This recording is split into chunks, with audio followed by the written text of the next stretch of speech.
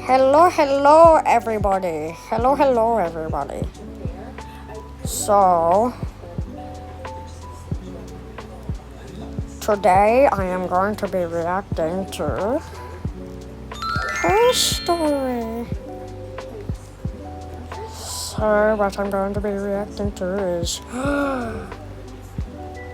never trust your neighbors.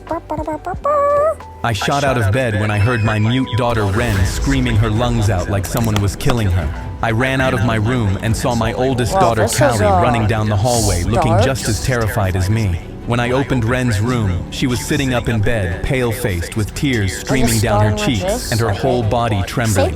We rushed to her, and I pulled her into my chest while Callie rubbed her back. I asked, "What happened?" Ren's hands were shaking so badly she could barely sign, but I understood it. She saw a man standing in her doorway. I got goosebumps all over my body, and I asked her, "Ren, is he still in the house?" She nodded fast, and Callie let out a small cry. I stood up. "Callie, stay with your sister. I'm going to check the house. Lock the door." Callie nodded fast and stood up to lock the door behind me. "Be careful, Dad." I ran to the hallway closet and grabbed the baseball bat from the top shelf and gripped it tightly, prepared to kill the man in my house. I checked Callie's room, then the bathroom, the closet, the basement, and the garage, but found... Genuinely, what do you do in this situation? Like, if the murderer comes out of nowhere and you rush for the door, you pull the knob, you realized, oh crap, I locked it. What you gonna do? You're dead. You're dead. No one. Even the front door and every window on the first floor was locked. Hit him with a My heart pounded because there was no one here, so I didn't know what Ren saw. Callie unlocked Ren's room after I knocked, and Ren was sitting on the bed trembling, and I knew I had to reassure her she was safe. I sat on the edge of the bed and softly said, "Ren, he's not here anymore. You're safe. I promise." But Ren shook her head fast, like she didn't believe me, and I didn't know how to reassure her more until I looked at her lamp on the nightstand and got an idea. I flicked the lamp off and on and signed, "If you ever need me, you flick the lights 2 times and I'll come running to you no matter where I am." Ren's tears instantly stopped, and she bounced on the bed excitedly at the system, making her forget all about the man in her doorway. She flicked the lamp twice and watched me with a big smile on her face. Then her eyes got big like she had an idea, and she flicked it 6 times, then signed, "6 flicks means good night, Dad." I laughed and flicked it 4 times and told her, "4 flicks means good night." Ren giggled, and she hugged me tight, and I asked her if she felt safe now, and she nodded. 2 years went by without Ren seeing the man in the doorway, but the flicker ritual we made up that night became ours. She'd flick the bathroom light because she scraped her knee, and flick her lamp because she'd thrown up in her sleep. And every night I flicked her bedroom light off and on 4 times, and she would flick her bedroom light 6 times. Things were so good, I thought the man in the doorway was the worst thing that would happen to our family until the day I got home from work and shouted Ren's name, expecting her to come running up to me like always. But she didn't, so I went to her room, but it was empty, as if she never came home from school. I tried not to worry and told myself she was probably playing in Callie's room. 8 next weekend? Blah, blah, blah. I went to her room, but Callie was sitting alone on her bed, scrolling on her phone. My voice came out shaky. Do you have friends yet at school? No, Mom, I'm a loner. That's why Never mind. That's why I stay in my room all the time, because I have no friends to hang out with. How about that, Mom? Blah. Just let me stop recording for a second. We is back. When I in asked, business. "Where's Ren?" Callie looked up from her phone and asked, "What do you mean? Didn't you pick her up from school?" I knew something was wrong, but tried to calm down by telling myself she was probably still at school. But when I called the school, the lady told me Ren got on the afternoon bus home. My phone slipped from my hand, and dread filled me as I realized something bad definitely happened to my daughter. I looked at Callie, trying hard not to look scared, but failing. She got on the bus, but she's not here. Callie was already standing up, eyes wide. "Dad, what does that mean?" I ran out to go to the bus stop and heard Callie running behind me. "Dad, I'm going with you." I told her, "No, stay here in case Ren comes back." But she ran out the front door and climbed into the passenger seat before I could stop her. I drove fast to the bus stop while telling myself Ren was sitting on the bench waiting for me, and this would all be a stupid mix-up we'd laugh about later. But when we got there, The V8 is on Saturday. Oh, the V8. That's alright. Don't worry about that. It's this car thing that my school gets to bring me to. Like, sometime, but so I guess Mum is trying to say that we're going to the V8s next week. That you're going to Townsville. Yeah. She just explained it right there. Callie's breathing got fast and shallow while telling myself Ren was sitting on the bench waiting for me, and this would all be a stupid mix-up we'd laugh about later. But when we got there, my heart nearly stopped because the bench was empty. Callie's breathing got fast and shallow, and we both got out and walked up the road in different directions, shouting, "Ren, Ren, where are you?" But then Callie's... No, I have no friends! Don't text me about it. Okay, wait, I'm back. suddenly stopped. My brother just barged into my room and started licking my LED light thing I have. He's a freaking weirdo. But he's autistic, so not like I can do anything about it. And he's saying hee right now. He thinks he's Michael Jackson. Do you hear him, guys? I don't know. Calling her name, and I saw her staring down into the ditch with her hand covering her mouth. My legs felt like jelly as I walked over, not prepared for what I would see. My eyes widened when I saw Ren's bright pink backpack in the ditch. Callie let out a broken scream that I felt in my chest. I stumbled into the ditch and picked up Ren's backpack. Her lunchbox was in the grass a few feet away, and the True Moo I'd packed for her that morning was lying next to it. I knew in that moment that somebody had taken my daughter. And the first thing I thought of was that the man Ren saw in her doorway had come back for her. I tried not to spiral because Callie needed me not to spiral, so I called 911 with my hands trembling as I told the dispatcher everything while picturing Ren wherever she was right now and wondering if she was cold or scared or hurt. I hung up when she said a car was on the way and went up to Callie, who was crying and shaking. I squeezed her shoulder. "We're going to find her, Callie. We're not losing her." When the cop showed up, he looked around the area for 3 minutes, then said, "There's no signs of a struggle out here, Mr. Powell." I said, "That doesn't make sense." But he told me, "Most kids her age run away from home and come back in a day or two. Just go home and wait it out." I clenched my fists. "You don't understand. 2 years ago, she saw a man in her doorway. What if it's the same man?" The cop sighed like I was making things up and asked if I filed a report, but when I said no, he said, "No report means that's not a lead. Best I can do is put out an alert." I knew he was going to be useless and not do that, so I told Callie we had to go, and we both angrily walked back to the car. Back at home, me and Callie started making missing persons flyers. Callie was crying the entire time, but kept wiping her tears and saying, "I'm fine," before I even asked. I squeezed her hand and told her that we were going to find Ren because we had to. When midnight came, I told Callie to go to bed because we were going to hand out the flyers at 8 a.m. Oh my god. Freaking L policeman. Acting like this has happened 100 times before. Like, oh, I'm sick of kids going missing. I'll just tell them this and that. And I'll bye-bye. Like, man. She nodded and went to her room while I went to Ren's. I flicked the bedroom light off and on 4 times to tell her goodnight and stood there waiting for her lamp to flick back 6 times, even though I knew nothing was coming. The next morning, Callie and I were out the house putting up flyers on every telephone pole when our neighbor Mr. Reeve came up to us. We never really spoke, so it surprised me when he told me, "Silas, I heard what happened to poor Ren. I'm not letting you do this by yourselves. Tell me what you need."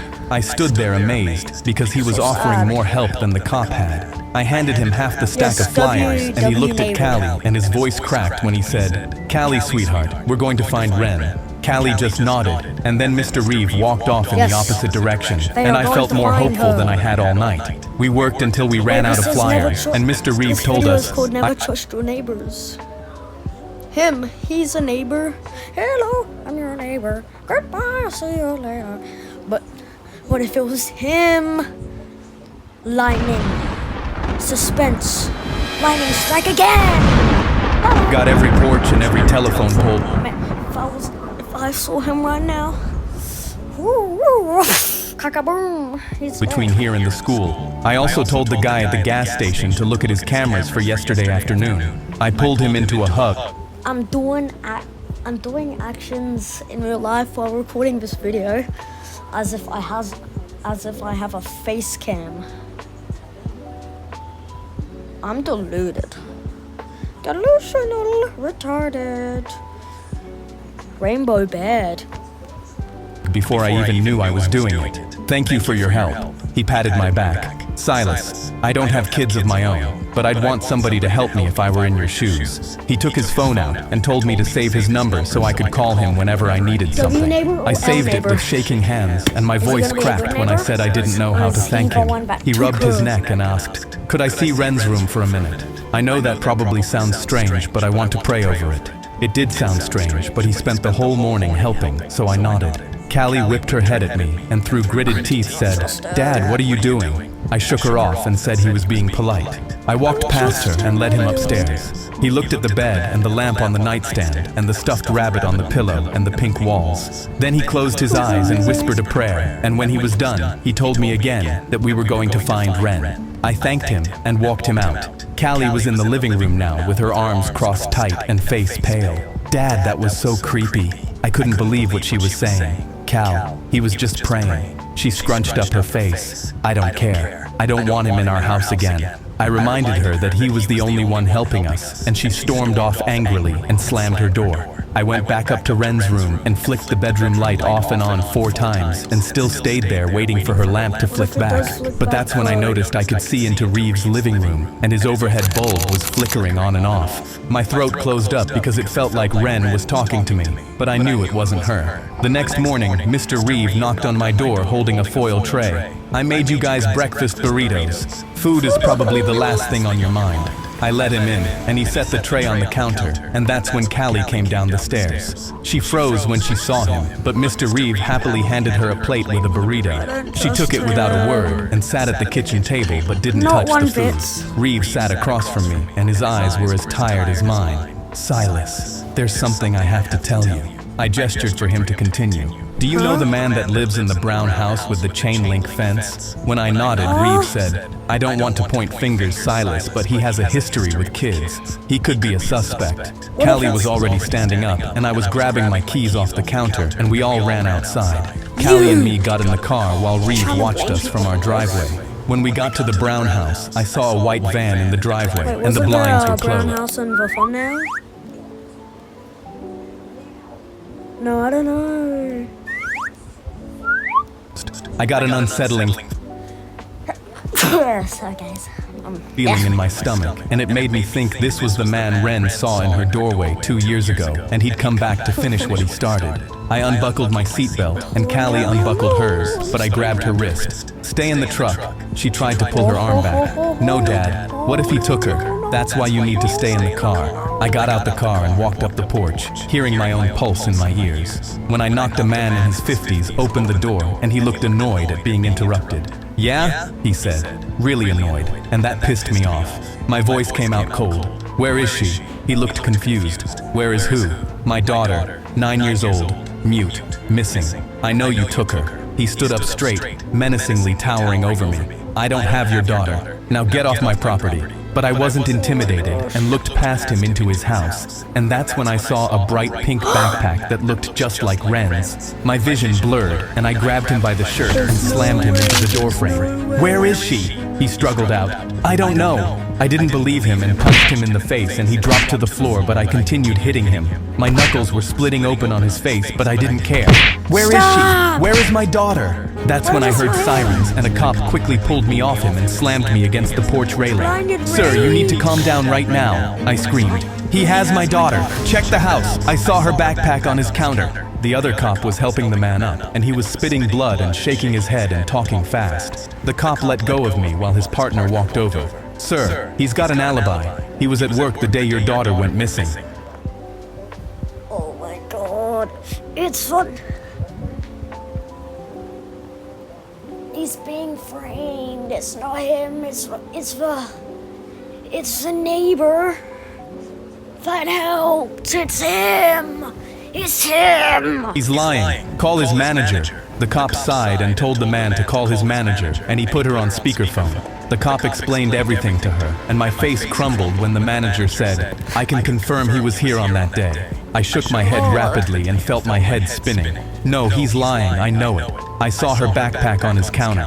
The cop sighed and asked the man if he could show me the backpack, and when I saw it, I realized they were two completely different bags. I closed my eyes and my legs almost gave out because I was still nowhere near finding Ren. He's not pressing charge. But you freaking go to other neighbor house where nice neighbor is actually evil neighbor. Hello, I'm your neighbor.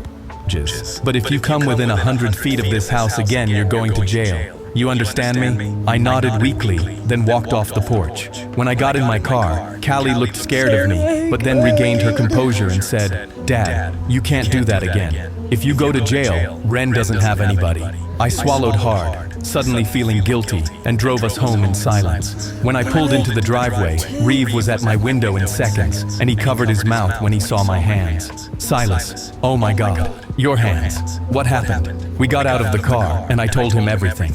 Mr. Reeve was moving around anxiously.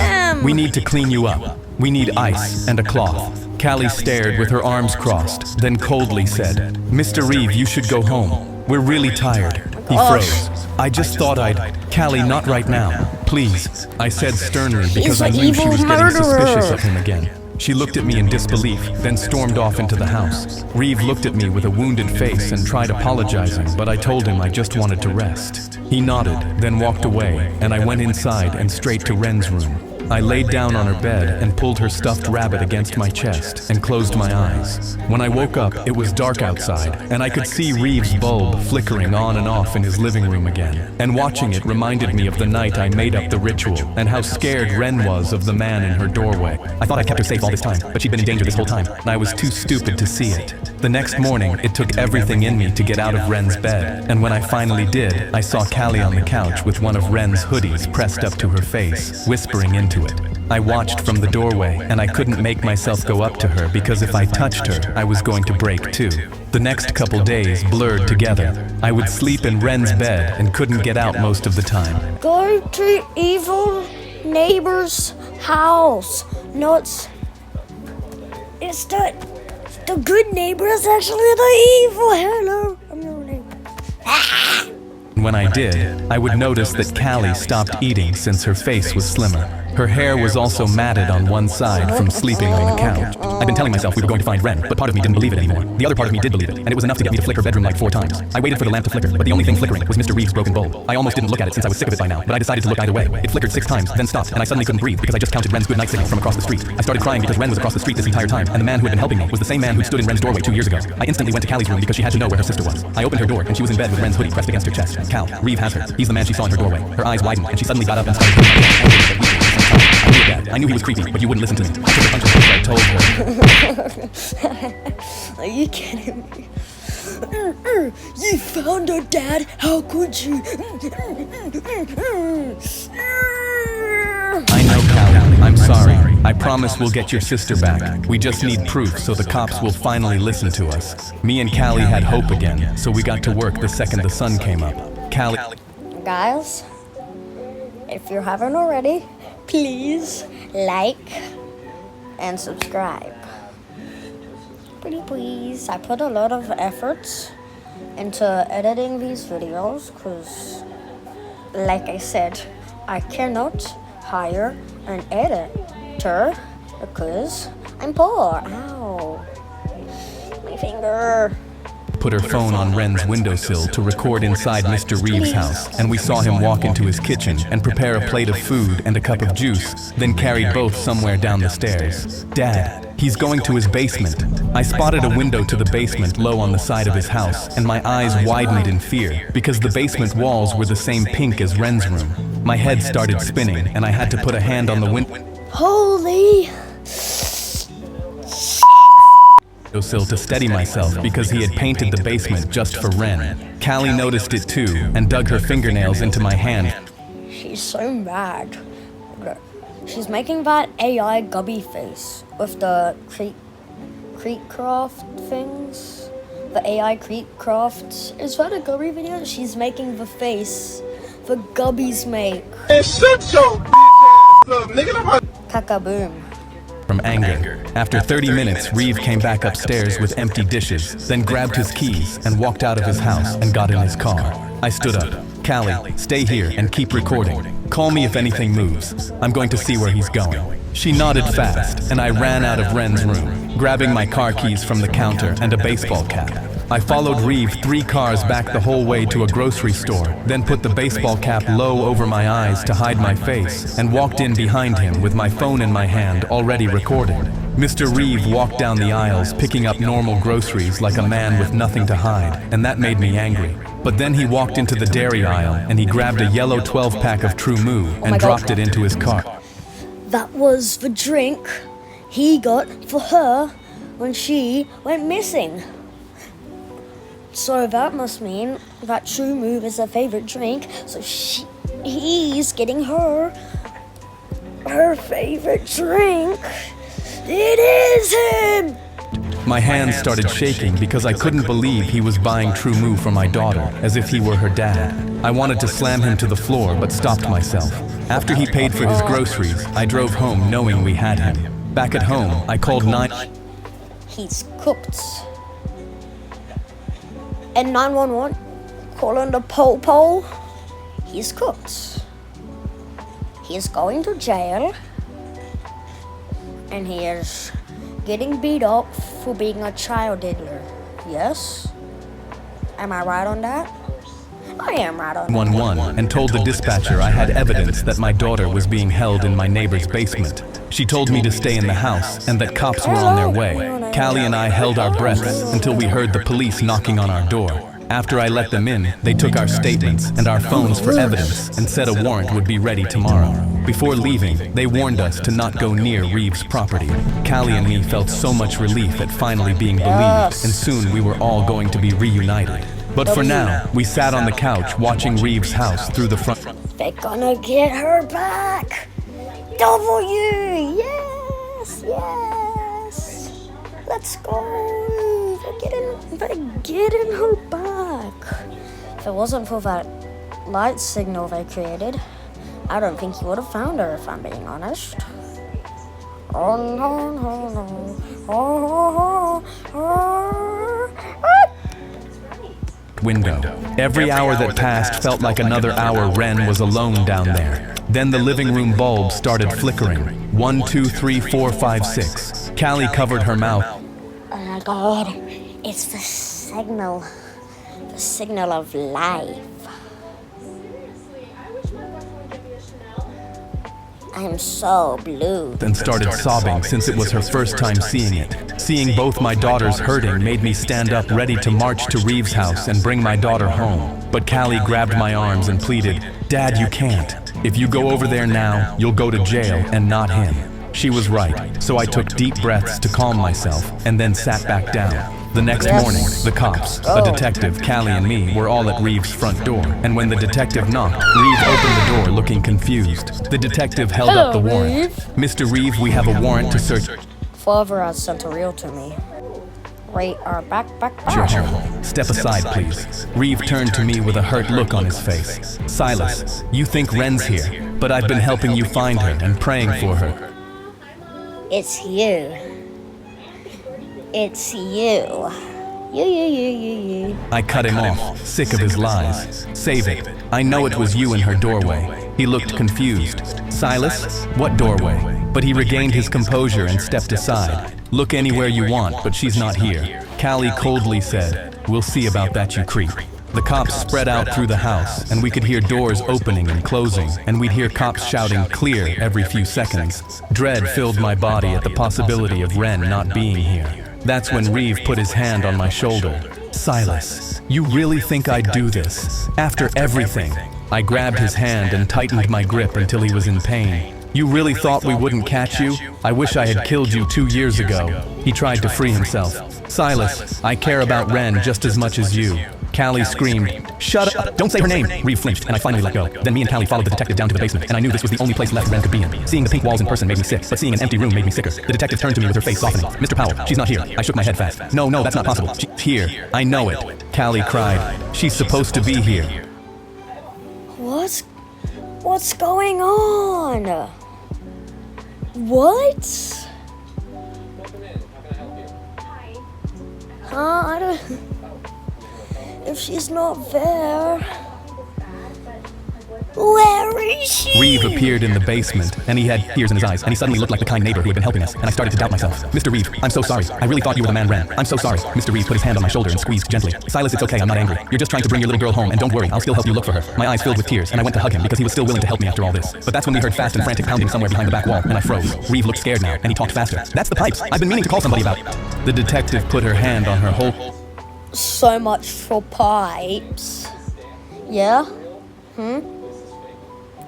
Pipes, right? Yeah. Oh, it's pipes. That is not for pipes. And it's not for anything. "Mr. Reeve, get on the ground now." But he bolted for the stairs while the detective yelled for someone upstairs to stop him. Where is Callie she? gripped my shirt in fear, and my whole body locked up because we both thought he was going to make it out.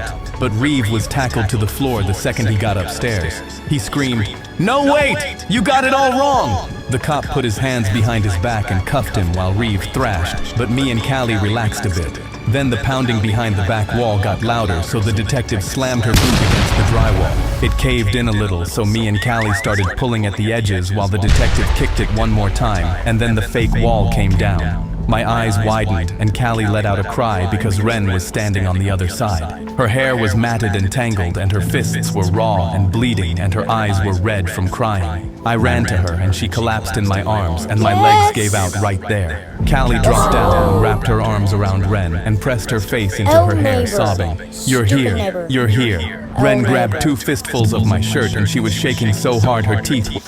Man, if I was in that situation where I got kidnapped and then my parents found me, but then I woke up because it was all a dream that I was getting saved. I'm crashing out! Chattering, I whispered, "Let's get you out of here." I carried Ren up the stairs while Callie followed behind me. When we got upstairs, So I just heard a sound. Ren grabbed 2 fistfuls of my shirt and she was shaking so hard her teeth were chattering. I whispered, "Let's get you out of here." I carried Ren up the stairs while Callie followed behind me. When we got upstairs, Reeve was being walked to the front door, and he looked angry now. The wounded friend act was gone. When he saw me holding my daughter, he smiled creepily. Her scream that night was the prettiest sound I ever heard. I almost put Ren down to go beat him up, but I held on to her tighter because she was finally back in my arms, and nothing was worth letting go. So Callie stepped in front of me. "I hope you rot in jail, you creep." Reeve scoffed, and the cops shoved him out the front door. Then I took Ren to the hospital where the nurses cleaned the dried blood off her hands and wrapped fresh bandages on her knuckles. I wondered what she went through in Reeve's house, but shook the thoughts away because they scared me more than anything. After the nurses left, Ren grabbed a notepad and pen off the bedside table and wrote slowly and turned it around for us to see. "Did you see me flashing?" My eyes filled with tears and my voice cracked when I told her, "Yes, baby, I was flashing too." She started crying for the first time since we'd pulled her out of that wall, so Callie and me climbed onto the bed and hugged her. I held them both as tight as I could and thanked the heavens I'd looked at that bulb one more time. Hey, buddy, I love you. Okay, we are back. That's just my dad texting me. Oh, well, no point in stopping recording because that's the ending, but this is such a good story. W story, bro. But if you enjoyed this video, please like, comment. Yes. And I'll see you in the next video. See you. Bye. Bye. Love y'all.